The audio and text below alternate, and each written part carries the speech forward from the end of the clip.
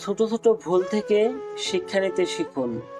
মনে রাখবেন, হোঁচট সবসময় ছোট ছোট পাথরের সাথেই লাগে, পাহাড়ের সাথে নয়। কেউ যদি হিংসা করে, করতে দাও। মনে রেখো, হিংসা তারাই করে যাদের যোগ্যতা কম। কারো উন্নতি দেখে ঈর্ষা করো না, শিক্ষা নাও, তাহলে তোমারও উন্নতি হবে। তোমার বিপদ দেখে যে মানুষটা মুখ ফিরিয়ে চলে গেল, তুমি তার বিপদে পাশে গিয়ে দাঁড়াও। এর থেকে বড় প্রতিশোধ তোমার থেকে পাওয়া ওই মানুষটার হতে পারে না।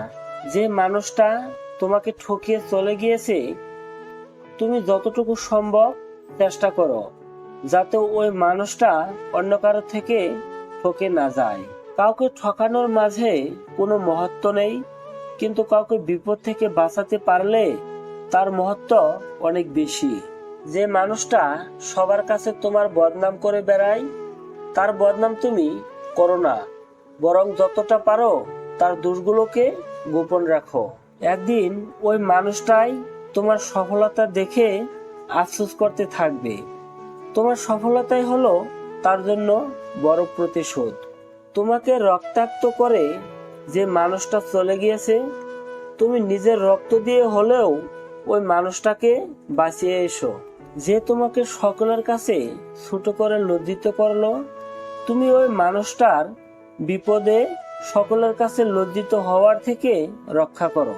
ক্লাসে যে বন্ধুটা তোমার সাথে কথা বলে না, বরং তোমার সাথে হিংসে করে, তুমি সেই বন্ধুটাকেই সুযোগ পেলে পরীক্ষার হলে একটু সাহায্য করিও।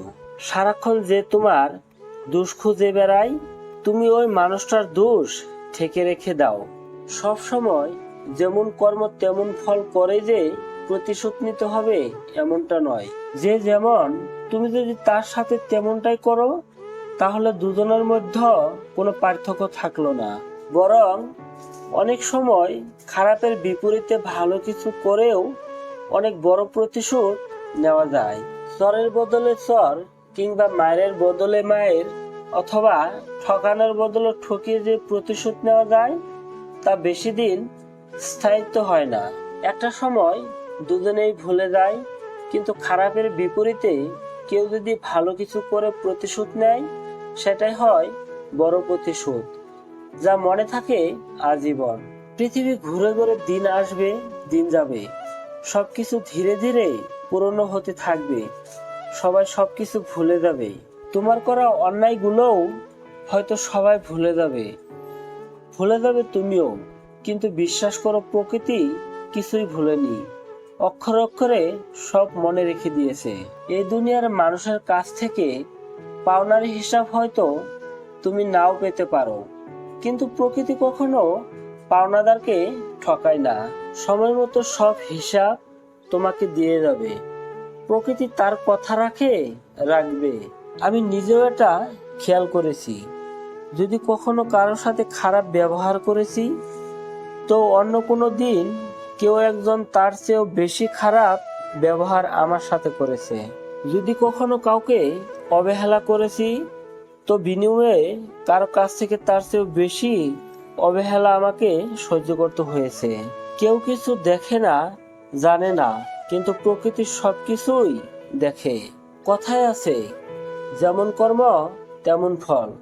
অর্থাৎ তুমি যেমনটা করবে তেমনটাই ফল পাবে। হয়তো আগে পাবে, না হলে পরে, কিন্তু পাবেই। এটা আটকাতে পারবে না। শুধু তুমি না, কেউই আটকাতে পারেনি, আর পারবেও না। মনে রাখো, প্রত্যেক মানুষই তার নিজ নিজ কর্মের ফল পায়। তুমিও চাও কিংবা না চাও, পাবেই।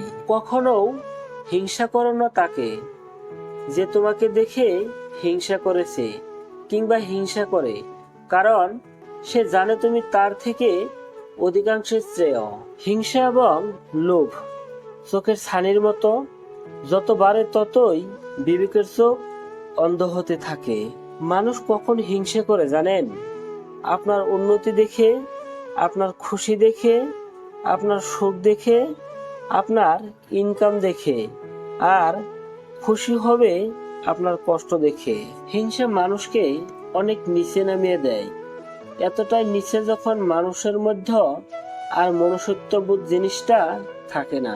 অন্যের বলা কথা শব্দের দ্বারা কখনো ভেঙে পড়ো না, নিজের দ্বারা শব্দগুলি বদলে নাও। অবহেলা খুবই ভয়ঙ্কর একটা জিনিস, যা জীবিত একটা মানুষের বেঁচে থাকার ইচ্ছাকে মেরে ফেলে। তুমি যখন ভালো করতে থাকবে, মানুষ তোমাকে হিংসা করতে শুরু করবে।